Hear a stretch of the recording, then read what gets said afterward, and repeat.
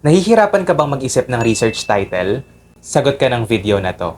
3 easy steps lang, may title ka na. Hi, this is Carl Season and welcome to our YouTube channel. Kung hindi ka magaling sa isang bagay, ang ibig sabihin lang nun, magaling ka sa ibang bagay.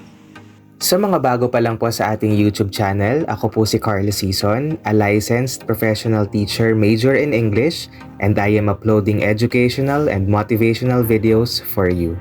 Nagsishare po tayo ng tips na magagamit sa school, sa pag-aaral ng English, sa pagsusulat ng thesis, sa pagtitake ng licensure examination for teachers, at marami pang iba. Kaya kung gusto niyo po ng ganyang klaseng content, hit the subscribe button and the notification bell, and always feel free to share our videos sa iba. Kung first time mo palang mag-thesis, baka iniisip mo na ito na yata yung pinakamahirap na parte ng pag-aaral. Medyo totoo yun, pero kapag naintindihan niyo pong mabuti kung paano ba ginagawa yung bawat part ng research manuscript, for sure, marirealize niyo po na hindi naman pala ganun kahirap.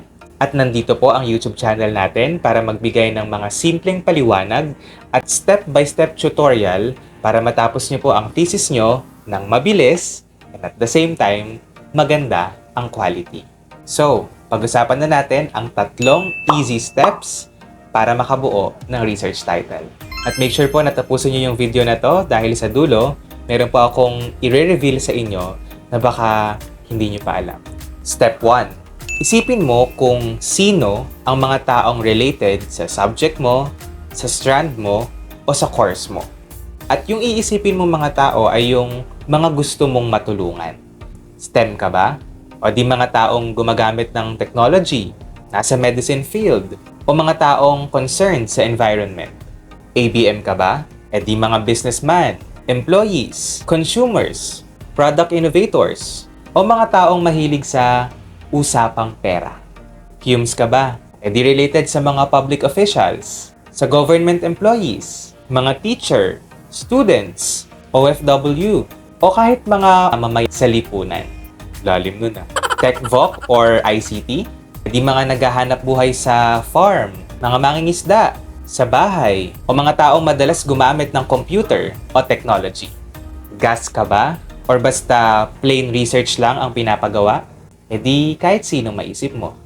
Yan kasi ang goal ng research, makatulong sa mga tao. Kaya ang unang iisipin mo, kanino ka ba concerned? Sino bang mahal mo? Hindi na ata connected yun ah. Pero dapat yung mga taong maiisip nyo, connected sa course nyo ha. Step 2. Kapag nakaisip ka na ng tao, isipin mo naman kung anong espesipikong problema nila ang gusto mong masolusyonan. O kung ano ang espesipikong bagay na gusto mong malaman tungkol sa kanila. Halimbawa, kung ang napili mo ay yung mga OFW, ano ang gusto mong malaman tungkol sa kanila? Yung mga challenges ba na kinakaharap nila habang nagtatrabaho sa ibang bansa? O yung challenges na na-experience ng mga anak nila na naiwan dito sa Pilipinas? Kung ang taong napili mo naman ay mga taong related sa business, ano ang gusto mong malaman? Yun bang marketing strategies ng mga owner ng coffee shop? Yung advantages ba ng mga empleyado na work from home? Or yung job satisfaction ng mga office worker? Kung about naman sa mga estudyante, anong gusto mong malaman? Gusto mo bang malaman kung effective sa kanila ang online class? Kung may kinalaman ba ang puyat sa grades ng mga estudyante? O gusto mong malaman kung ano ang study habits ng mga honor students sa school nyo para gayahin ang iba? Marami po talagang pwedeng maging topic. Basta tatandaan nyo lang po, dapat interesting, trending, at may magandang contribution sa buhay kapag natapos nyo yung research nyo. At higit sa lahat, specific. Hindi po pwedeng gusto kong malaman ang experience ng mga driver. Hindi pwedeng ganun lang. Sinong driver? Mga driver ba ng service vehicle? O mga namamasada? Sinong namamasada? Tricycle drivers ba? Jeepney drivers? Or bus drivers? Anong specific experience ang gusto mong malaman? About ba sa kinikita nila? O tungkol sa kung paano nila inaalagaan yung sarili nila sa gitna ng matinding init ng panahon? O experience nila na related sa road rage?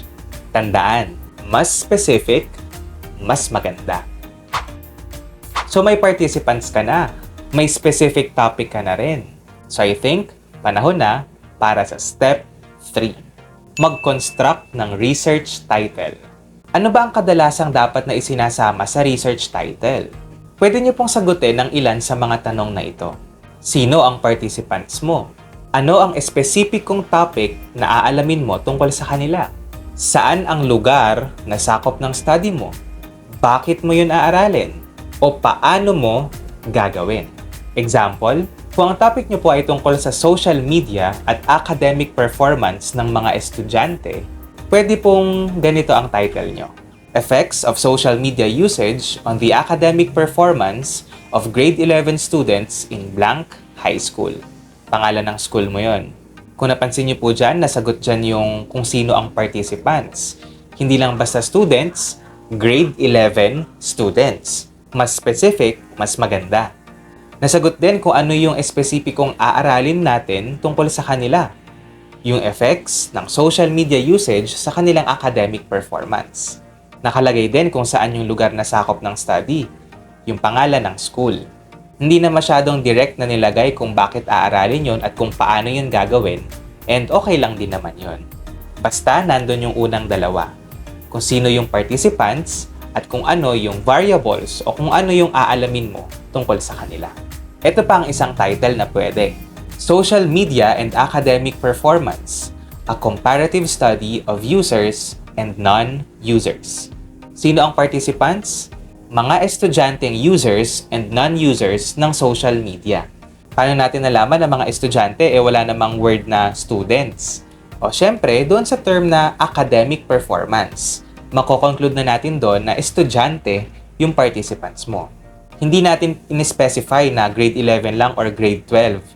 At hindi rin tayo naglagay ng lugar kung saan yung sakop ng study natin kasi mahirap humanap ng non-users ng social media kung sa school nyo lang. Baka mamaya lahat pala na nag-aaral sa school nyo ay users ng social media. So, mahirap. So, for this time, mas tama kung broad, kung hindi na nakalagay kung saang school. Basta, estudyante na gumagamit at hindi gumagamit ng social media. Nakalagay din ba kung ano yung espesipikong aaralin natin? Oo, yung social media and academic performance. Nakalagay din dyan kung paano gagawin yung method. Nakalagay, comparative study. Isa pang pwedeng maging title, Managing Social Media Consumption, Improving the Academic Performance of Grade 11 Students in blank high school. Nakalagay kung sino yung participants, nakalagay kung ano yung espesipikong aaralin, yung lugar na sakop ng study, nakalagay din kung bakit aaralin, to improve the academic performance.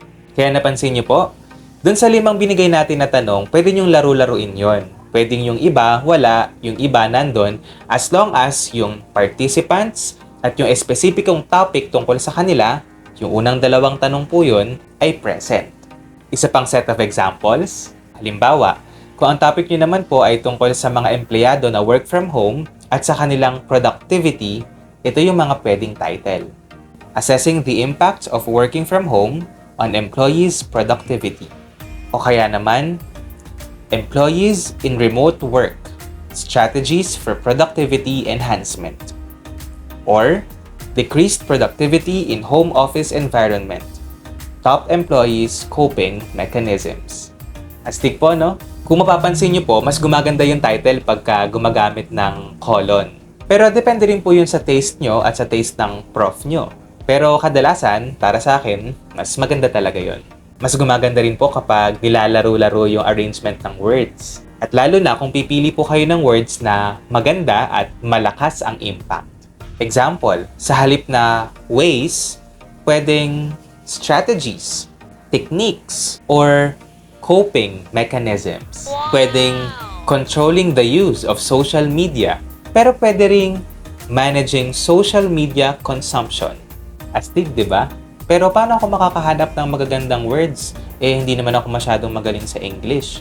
Hindi po kailangan maging magaling sa English dahil meron po tayong sikreto dyan. Gumamit po kayo ng thesaurus. Ano ba yon at paano yun gagamitin? Panoorin niyo po yung video na to. At sigurado, gaganda po ang research title nyo. At pwede nyo pa pong magamit yung technique na yan kahit kapag nagsusulat lang kayo ng essay. Kapag na-approve na po ang topic or title nyo, at kapag magsisimula na kayong magsulat ng manuscript, punta lang po kayo dito sa ating YouTube channel kasi marami tayong step-by-step tutorial. Mula po yan Chapter 1, Chapter 2, Chapter 3 hanggang sa defense nyo. Pwede rin po kayong mag-comment ng mga experience nyo para ma-inspire nyo din yung iba. Pero ito na nga po yung isa pang i-reveal ko sa inyo na baka hindi nyo pa alam. Lalo na po kung first time nyo pa lang.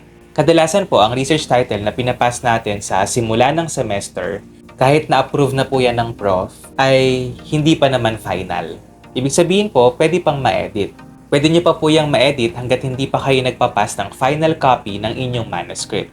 Kaya nga po ang tawag natin dyan ay working title. Siyempre, hindi nyo naman po babaguhin yung topic. Pero kung halimbawa po, may bigla lang kayong naisip na mas magandang term na pwedeng isingit o ipalit doon sa title nyo, pwede nyo pong idagdag or i-edit para mas lumakas yung impact ng title nyo. Para pag final defense na, magandang maganda na. Kaya wag po kayo mape-pressure kasi hindi naman kailangang perfect agad yung title. Lalo na kung nag-uumpisa pa lang naman po kayo. So ayun, sana po nakatulong ang video na to. Kaya don't forget to hit the like button and the subscribe button kung hindi pa po kayo nakasubscribe at idamay mo na rin pindutin ang bell para updated ka palagi pag may bago tayong video. I-share nyo na rin po yung video natin na to at ang iba pa nating videos dito sa YouTube channel sa inyong mga kaklase at kaibigan dahil ang sabi nga, sharing is caring. Again, this is Carl Season and see you on our next video.